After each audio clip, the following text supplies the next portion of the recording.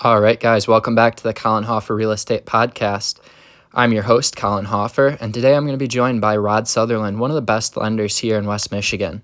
Today we're going to be talking about the relationship between realtors and their lenders. What I always like to say with this is I put it in football terms. So the buyer is the coach, right? We're all on the same team. The buyer's our coach. As your realtor, I'm the quarterback. Rod's your lender and he's your running back. Yeah. And then we have our title company and our inspectors and whatnot. They're kind of like our O-line or our guards, kind of protecting us. But really at the end of the day, it's all about making sure we're on the same team here. And really my job is to make sure that we're coordinating well as a team to make sure that we can get the ball in the end zone. So Rod's main goal, he's like the running back, his job, we give him that ball. His job's to run it for 30 days and get us in that end zone. Maybe faster if he can go faster than that. But generally speaking, about 30 days, get the ball in the end zone for us. And the only thing that I don't like about this reference, I can't call audibles, but other than that, it works pretty well. Sometimes the audible gets called for you, but yeah. For that reason, there has to be the open line of communication. And in the purchase agreement, there's a line 8. Line 8. So line 8, there's a checkbox down at the bottom there. And it's so important that we get that checked. It's making sure that our agents and lenders can talk to each other. And it just makes sure that things are flowing well. Going back to the whole football thing, what's the point of me being the quarterback and him being the running back if I can't hand the ball off to him? If there's no communication between us, things aren't going to run well.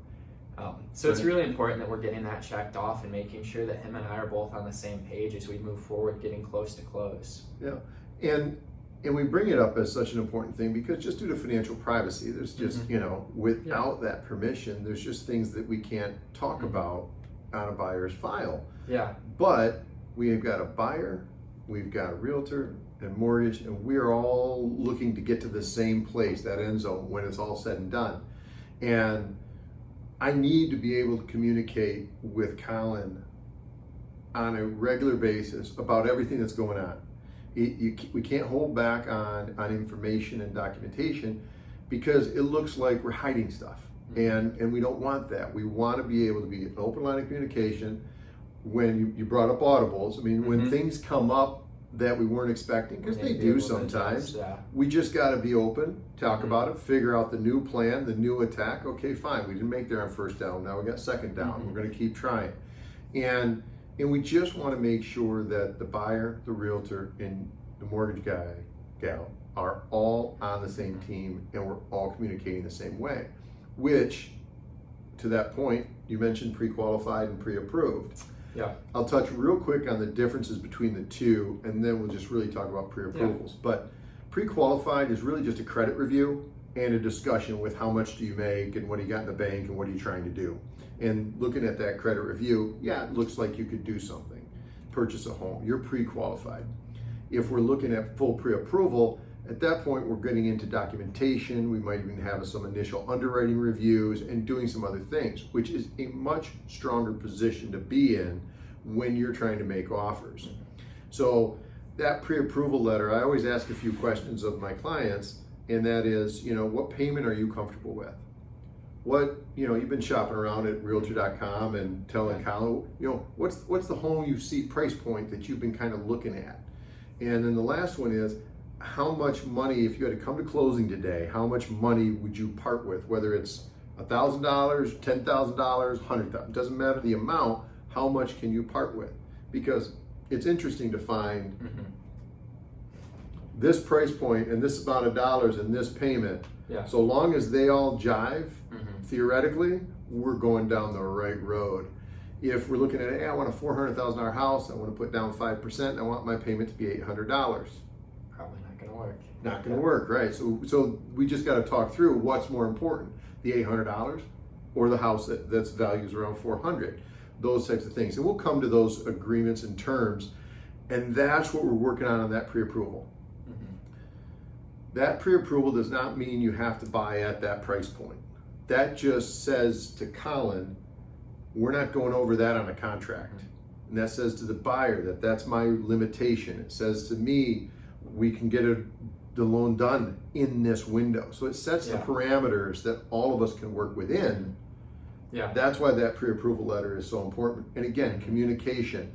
I get calls sometimes as I'm working on pre-approvals. Hey, we want to put an offer in. Can I get the pre-approval letter? Well, I'm waiting on the verification of employment. Well, why are you doing that now? Well, they happen to be in a situation where they've got a lot of bonus and commission income, and I want to verify that to make sure that we can put a good offer in. And sometimes other employers aren't as responsive in getting that documentation back to us. We do what we can to get it back as quickly as possible, but we want to really lock in. So when we issue that pre-approval, I tell all my clients, it's not so much that you're, wondering, can you buy that house that you really want? But you and the spouse can talk about what color you're going to paint the baby's room. Because you're already pre-approved for that. We've already gone and done all the work. Now we're just got to find the house, and that's what Colin's here for. And then one thing that I do want to touch on with the pre-approval is just making sure people understand it does vary from one school district to another, just based on the millage rate, so the tax values in different areas. And then another thing people often overlook is if you're looking at something where it's got an HOA fee, whether it's single family or it's an association, that's going to affect your payment. And ultimately that is going to affect how much you can afford too. So that's one thing that people do need to take in consideration. If you're looking at, maybe it's one of those really nice condos downtown, and it's got $1,000 a month mortgage payment or HOA payment, that's going to affect your mortgage payment. So your pre-approval is going to change from property type to property type, and also location to location. So make sure that we know that it's not set in stone, like Rod was saying. It's more so that general statement of this is what we should be looking for, not this is what we're going to get. And when we work on the pre-approval, we work with the buyers and we come to that number that should encompass the vast majority of the homes that buyer's looking at. Now, it may not cover every single one. There might be one or two that, you can't get that one. And I had one. For example, there are some programs that have acreage limitations. They found a 39-acre parcel. The acreage limitation was 10 acres for this program. So, they fell in love with it, but they couldn't buy it. Not for any other reason but the acreage. So, there's some houses that we just can't address every single situation in a pre-approval. We just try to address the vast majority of what the home buyer is going to be out looking for. In that case, just because you can't buy that one house doesn't mean that you can't buy a house. Correct. And that's one thing that a lot of people kind of tend to have happen to them is they get their heart set on a certain house. And I know we've talked about this before, but there are millions of homes out there. And just because one home doesn't work out for you doesn't mean that another one won't in the future.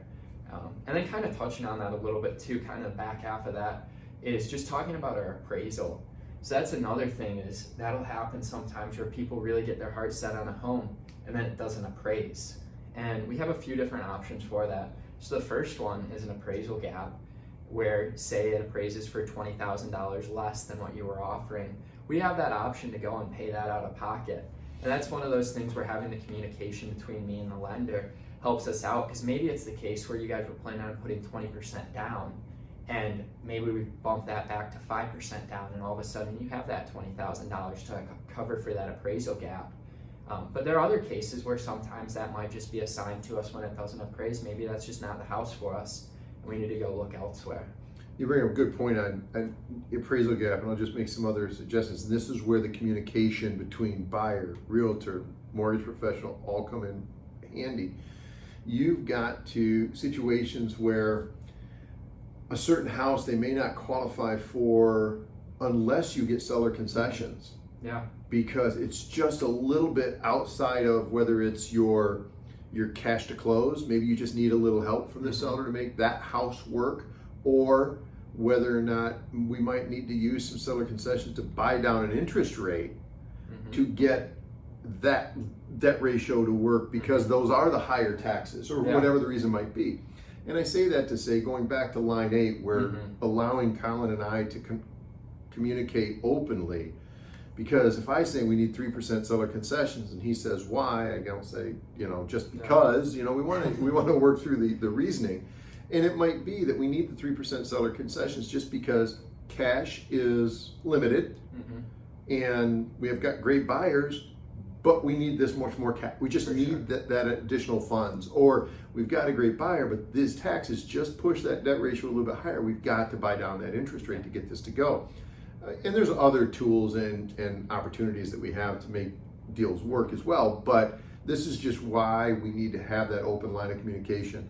We've had situations where, buyers have gone out and they've applied for a new credit card during the lending process, or bought a car, or got a new, hey, I'm buying a house, let's go to Art Van, and we get a new, it's zero interest, no payments for 12 years or however long, whatever it is. But that still affects the credit, and all of a sudden the scores drop or something changes. We've got to be able to communicate how to best move forward. Sometimes, we just have to get an extension. Sometimes we have to rescore. Sometimes we just have to save up a little more money.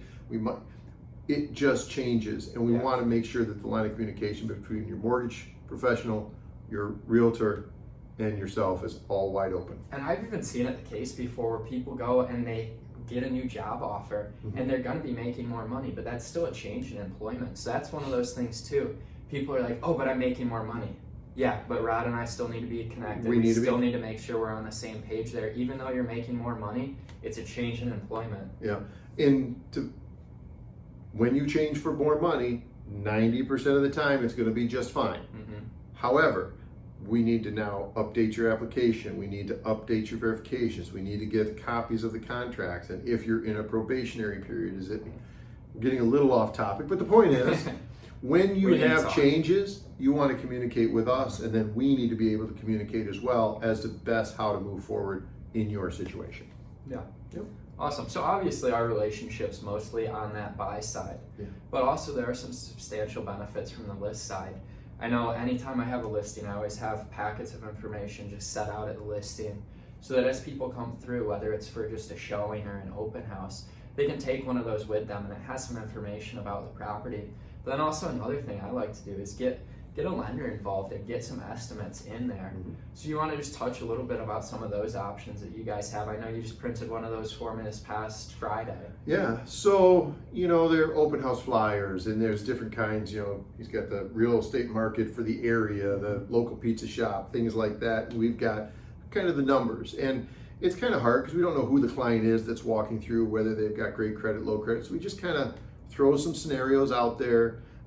We like to put down some lower down payment, some higher down payment, what an FHA or a VA, just some varying different programs, not to get, too many so we don't have good options, or too much to choose from, but enough to kind of show.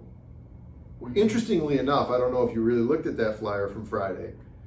The payments didn't vary all that much. No. The cash out of pocket didn't vary all that much, except for the 20% down, no MI, but the FHA, the VA, the 5% down conventional, another one, I think they all were within $100 on the payment. They were all within, a couple $1,000s on the cash to close. They weren't dramatically different. But the important thing is they all get the buyer in the home. Absolutely. So if you're a veteran, you get in. If you're FHA requirements based on whether it's your credit history or your assets or something like that, or if you qualify conventional, but all of those programs are going to put you in essentially a similar situation from cash to close, as well as the payment structure that you're going to have to deal with. Yep. And the nice thing about that is a lot of times we have people, especially during open houses, come in that maybe they're just neighbors wandering by. I had that happen this past Sunday.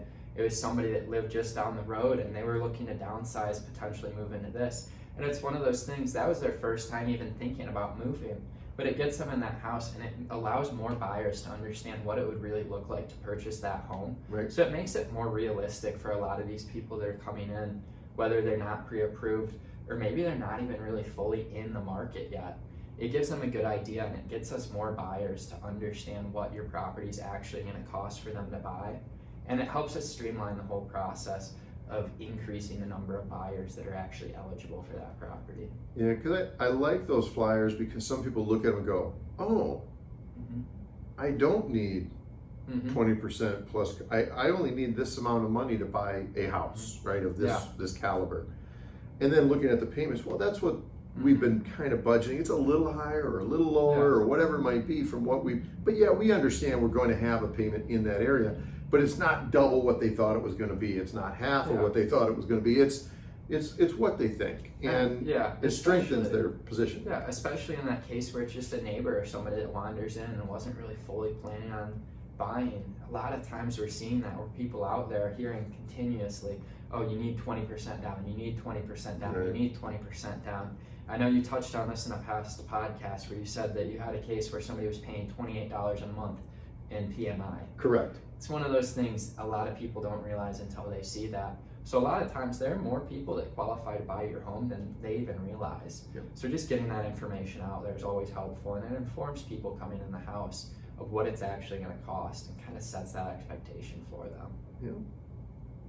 So again, make sure that you're working with your realtor, your mortgage professional, your buyers all are on the same team. So we're all trying to get you to the end zone and score touchdown, I guess. Yeah. Ultimately, it's your play call at the end of the day, but without the communication between us, we're not going to get the ball there, right? If I try to hand it off and I'm not able to talk to Rod, that's going to be a fumble every day going back the other way. So make sure that we're able to talk.